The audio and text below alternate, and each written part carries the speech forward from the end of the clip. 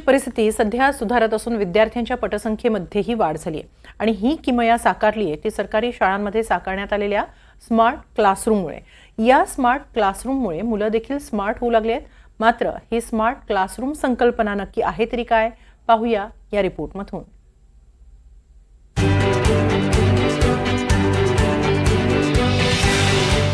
जिल्हा परिषद असो किंवा मग एखाद्या महापालिकेची शाळा, आपल्या डोळ्यासमोर उभ्या राहतात त्या जुनाट आणि मोडकळीस आलेल्या इमारती, रंग उडालेल्या गळक्या भिंती आणि अस्वच्छता।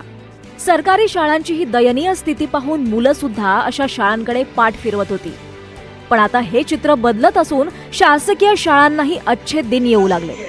याला कारण ठरलंय ते म्हणजे सरकारी पातळीवर हाती घेतला गेलेला स्मार्ट क्लासरूम हा उपक्रम। आता नाशिक शहरातील महापालिकेची नांदूर नाका परिसरातील जी शाळा आहेत त्या शाळेमध्ये जो स्मार्ट क्लासरूम तयार करण्यात आला आहे तो नक्की कसा आहे हे मी दाखवणार आहे। चला हा क्लासरूम कसा आहे हे आपण बघूया। आपण जर बघितलं तर इथे प्रवेश करताच हा क्लासरूम जो आहे तो खरं तर आगळ्या वेगळ्या पद्धतीने असा सजवण्यात आलेला आहे। ठिकठिकाणी आपल्याला जर भिंतींवर बघितलं तर म्हणजे अगदी बाराखडीपासून तर विविध चित्रांची ओळख असेल, यासोबतच ठिकठिकाणी अशा प्रकारे इंग्लिश समानार्थी शब्द असेल किंवा अनेक अशी वेगवेगळी पोस्टर जी आहेत ती बघायला मिळत आहेत। यासोबतच विशेष म्हणजे या महापालिकेच्या शाळेमध्ये आपल्याला डिजिटल बोर्ड जो आहे तो दिसून येतोय। विद्यार्थ्यांना अशा पद्धतीने डिजिटल शिक्षण जे आहे ते दिलं जातंय। या विद्यार्थ्यांशी आपण बोलण्याचा खरं प्रयत्न करूयात। काही मुले आहेत त्यांच्याशी बोलूयात। दीदी मला सांग, हा क्लासरूम नक्की कसा आहे तुमचा?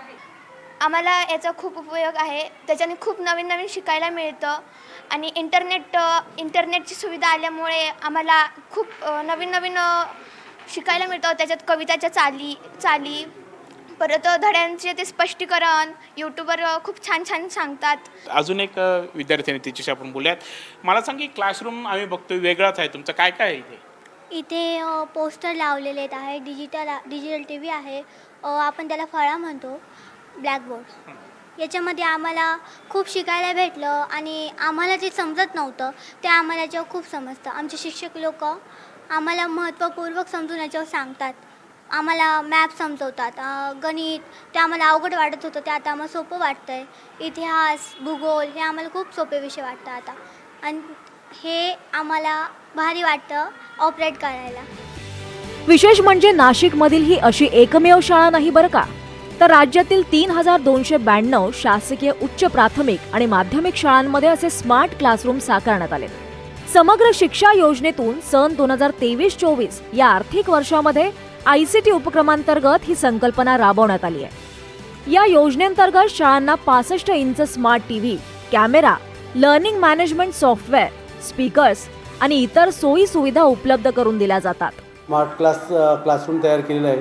त्यामध्ये आपल्याला पॅनल बोर्ड, स्पीकर असतील, टॅब असतील किंवा इतर सुविधा आहेत। या सुविधांच्या माध्यमातून आपल्याला विद्यार्थ्यांचं जे ज्ञानदान करण्याचं जे आमचं काम आहे तर ते काम सुकर करण्यासाठी आम्हाला या स्मार्ट बोर्डचा किंवा या साधनांचा उपयोग होत असतो।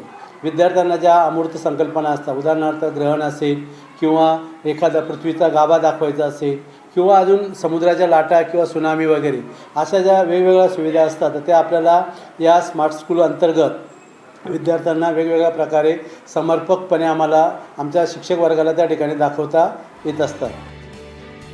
या योजनेचं नेमकं उद्दिष्ट काय आणि त्याचे फायदे काय ते सुद्धा आपण पाहूयात। मल्टीमीडिया सामग्री आणि इतर साधनांचा वापर करून अवघड संकल्पना सोप्या भाषेत समजावून सांगणं शिक्षकांना सोपं जातं। शिक्षकांचं अपग्रेडेशन करण्यासाठी नियमितपणे प्रशिक्षण कार्यक्रम आखून नवीन तंत्रज्ञान आणि नवीन अध्यापन साधनं उपलब्ध करून दिली जातात।